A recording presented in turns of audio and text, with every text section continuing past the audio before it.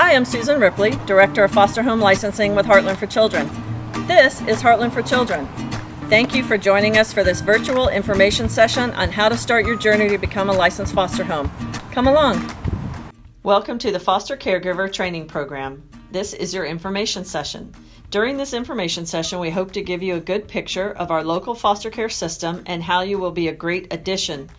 You'll hear from some of our current foster caregivers and even one of our biological dads who was successfully reunified with his children. Who is Heartland for Children? We are the local, not-for-profit that helps children and adults to reach their full potential. We are the local CBC, which is a community-based care agency that is redesigning the foster care system. We are contracted with the Department of Children and Families to manage the child welfare system in Polk, Hardy, and Highlands counties. There are many partners within our system of care that work alongside us. There are 3 case management organizations overseeing more than 2,300 children being served in our system of care. They are Children's Home Society, Devereaux Foundation, and One Hope United. The average caseload right now that each case manager oversees is 23 children. Because we all live in this community, we believe in strengthening our parents and helping our families heal. For this reason, we do not do foster to adopt. This may surprise you. We would never want to place a child in a home where they are already hoping the biological family fails so that they can keep the children. If someone's desire is to grow their family, then they should take the track for adoption. What is foster care? The goal of foster care is the safe reunification of children with their parents or relative. Foster care is designed to provide temporary homes for children who cannot safely return to their families. Foster caregivers work in partnership with biological families to help heal the entire family. We expect them to encourage, mentor, and cheer the parents on. Foster care must act as a support system for families, not a substitute for parents. Approximately 69% of children in care are reunified with a birth parent or placed with a relative or non-relative. For children who cannot be reunified, we pursue adoption. So who are our caregivers? They are caring individuals with a desire to help children of all ages and treat the children as they would their own. They're committed to working in partnership with our agencies and with the birth families. They have a willingness and ability to complete required training and paperwork, as well as pass the required background screenings that are laid out by our licensing standards. Let's hear from one of our biological dads who shares his story of how his case manager and the foster parent who cared for his children were his greatest supporters.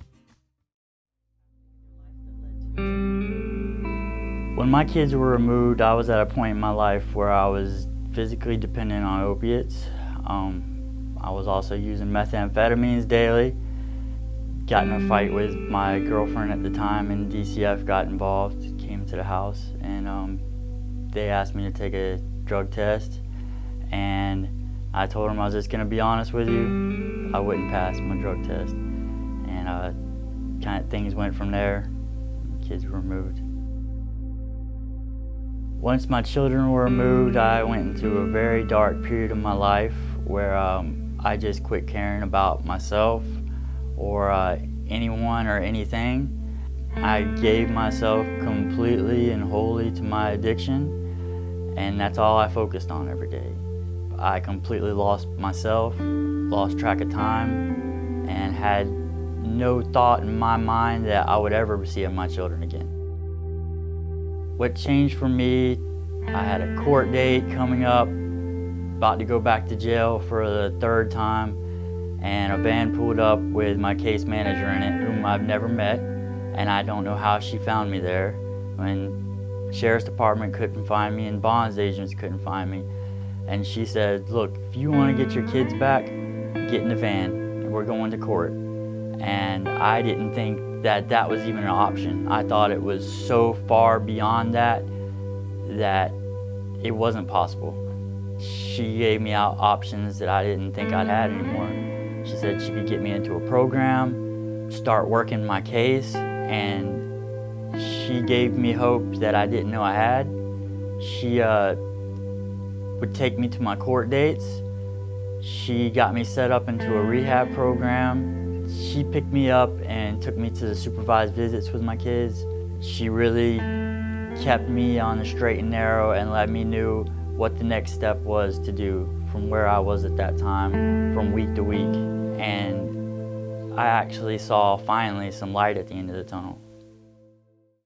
The foster parents played a huge role in making sure I was successful. My youngest daughter had autism, and her foster mom taught me so much about how to deal with it. And she made sure that if there was any kind of family function of hers that my kids would be attending, that I was invited also.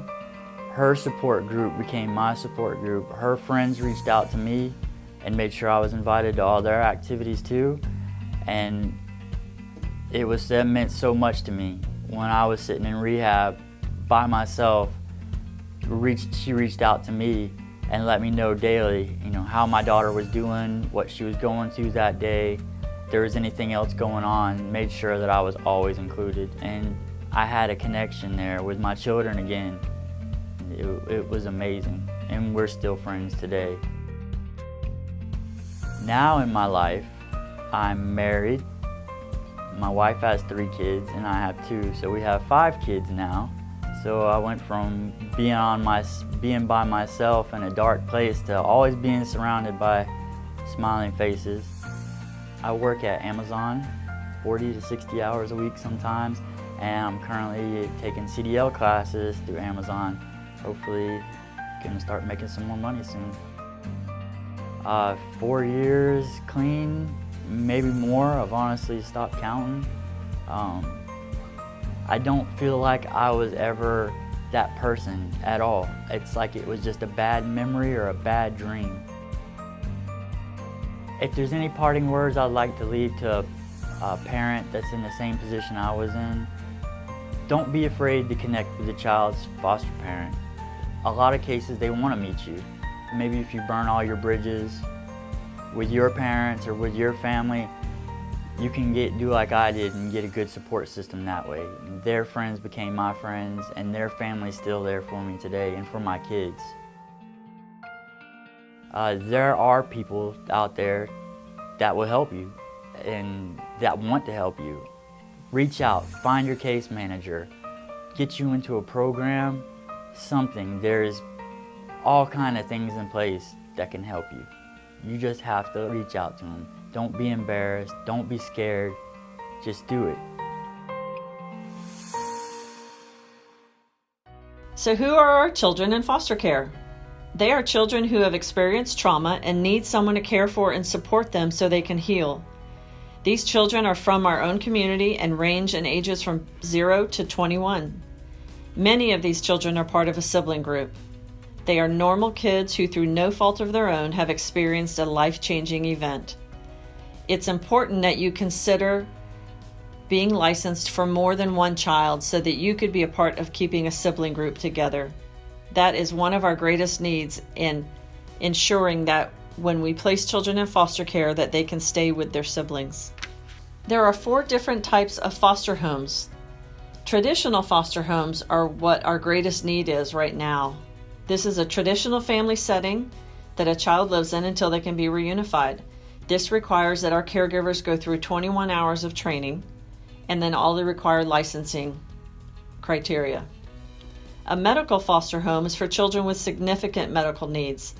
They also must complete that 21 hours of traditional training and then an additional 32 hours of medical training. This does require that the caregiver stay at home, and they are paid by Children's Medical Services to be a medical foster home. Specialized therapeutic foster homes care for children with significant mental health, behavioral, or emotional issues. This requires the 21 hours of traditional training and an additional 30 hours of specialized clinical training. We do also prefer that this is a stay-at-home parent that can meet the needs of these children. Respite homes are those homes who may not be in a position to care for children long-term, but they want to help out other caregivers that may experience an emergency or just need some help during the week or weekends. These homes also must complete the 21 hours of traditional training.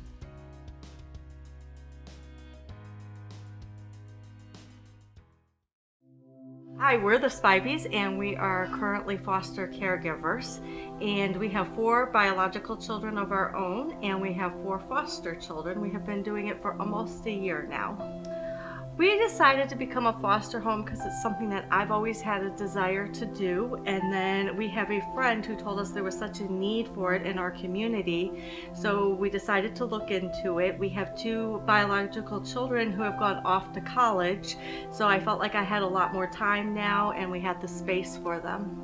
Our kids were very excited to do something like this.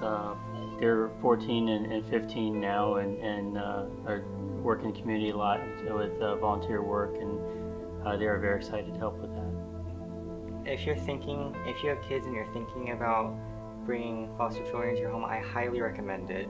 It helps your children see the world up close and in person instead of through a textbook or through a computer. It gives you experience and also shows them how to lead and be a role model for these kids. Some advice I tell other people who have kids about becoming a foster home is that their kids are going to learn so much from this experience. They learn how to deal with people that have special needs maybe. They could learn about other cultures, maybe other ethnicities. And I feel like you need to just go out and try it. Go to the classes, you receive so much information and it really opens up your heart and you really get excited to do it and you really want to be a caregiver because you realize how much it's going to do for the children. It's a very exciting time in order to help a family and it's very, very enlightening and brings your own spirits up in order to help somebody like that.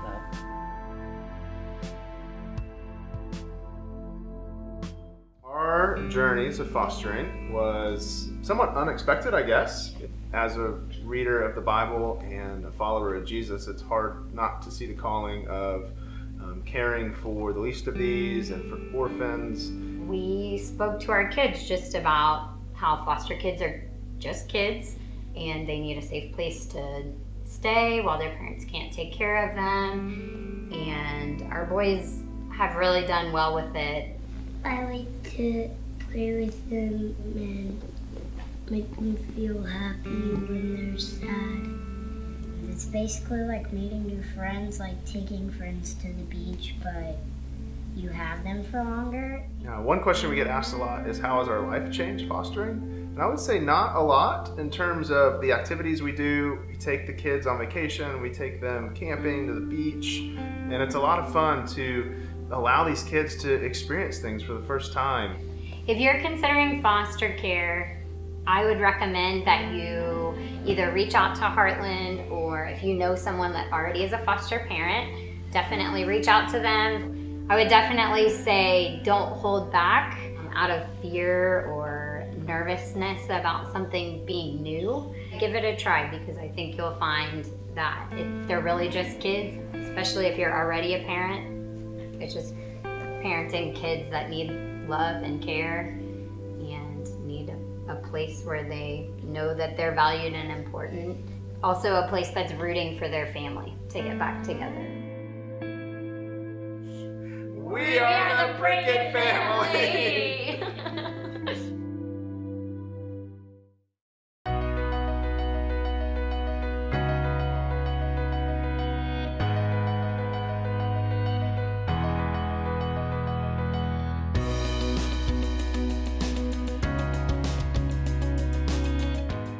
This is our foster daughter from last year. She was in our house for her senior year of high school. Why was it better to go to a foster home instead of a group home?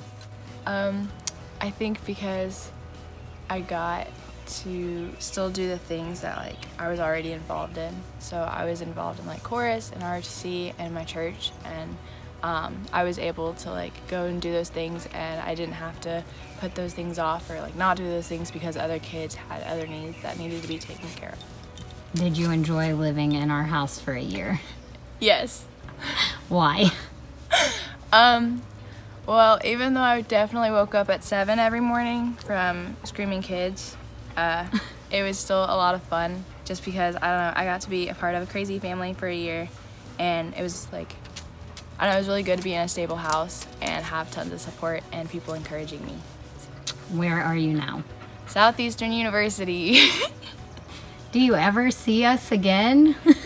Do you stay in touch? A lot. Constantly and every day.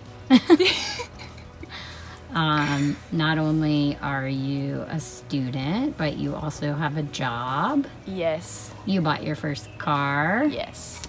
You Pay for my phone. Pay for your phone. And all my insurances except for medical. Right?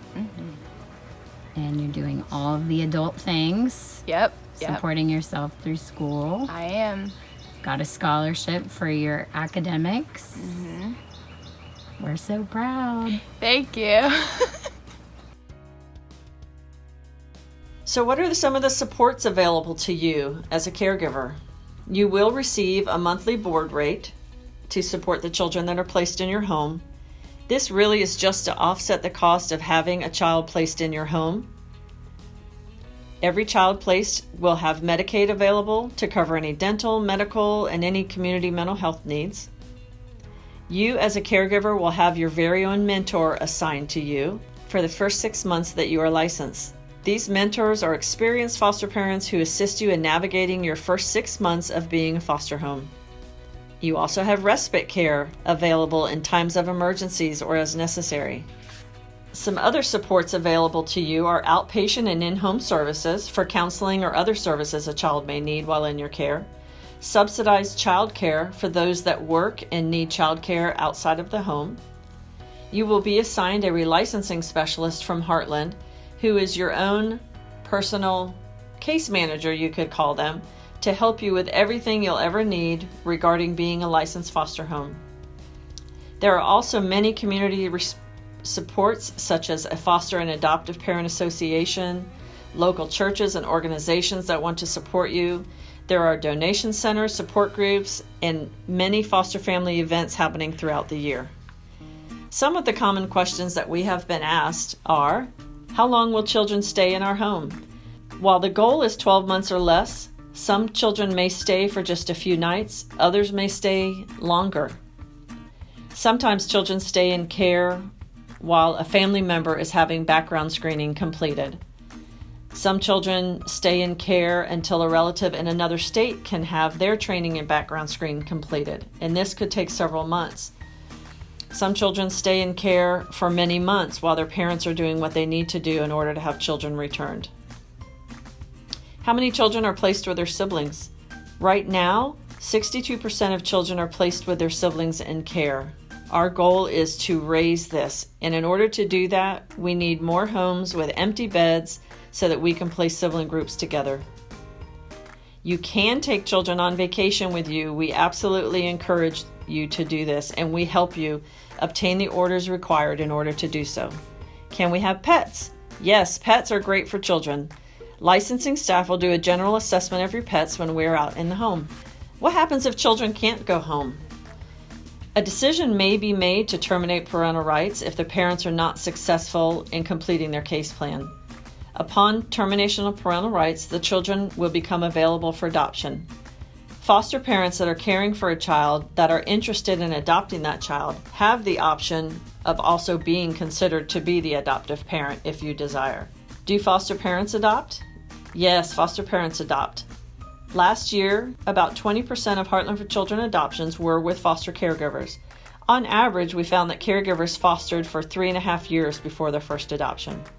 Do the children change schools? A team assessment is completed before a child can change schools. We try to maintain a child in the same school when at all possible. These are your foster parent mentors. We encourage you to reach out, call any of them, email them, ask them any questions you have about the licensing process or about the support provided to you during the time that you're a caregiver, or just any questions in general about being a foster caregiver. There are approximately 373 children in licensed foster homes in Polk, Hardy, and Highlands County, but this number can change on a daily basis. We have about 94 children in residential group homes, and we absolutely need to find traditional homes so these children can step down into a traditional family setting. We would love for you to be a part of that. We have 228 foster homes, and we need about 22 more to reach our goal of 250 homes. It is expected that 770 children will be placed in out-of-home care this fiscal year. Are you ready to help us meet this need? So how do you become a foster caregiver? You pass the preliminary screening, completed by phone, and register for an information night. If you have not already called in and talked to the licensing department at extension 289, please give us a call so we can complete your initial screening. You will then sign up for a class to complete your 21 hours of training and complete the home study and licensing process. We pride ourselves in licensing our families within 30 days of completing class. We have 2 different training options available to you. There's a traditional training, which is 6 weeks long for 1 night a week from 6 to 9 p.m. So if your class starts on a Tuesday, it will be every Tuesday for 6 weeks from 6 to 9 p.m. We also offer an accelerated training, which is 3 Saturdays from 9 a.m. to 4 p.m. We provide lunch during these trainings. Attendance is required at every class for each caregiver. We ask that children do not attend training, and licensing documentation will be required and home visits completed during the time that you are in training. So what are your next steps? Sign up for a class. Prior to class, we like to come out and complete an initial home visit. This gives us a chance to sit down one-on-one, answer any questions you have, get you started on your paperwork, and complete a walkthrough of your home and give you an opportunity to share with us your ideas of what you would like to do for children in your home and how you'd like to set your home up. If you have any questions, we love questions. Please give us a call at 863-519-8900, extension 289, or drop us a line at flhfclicensing@heartlandforchildren.org.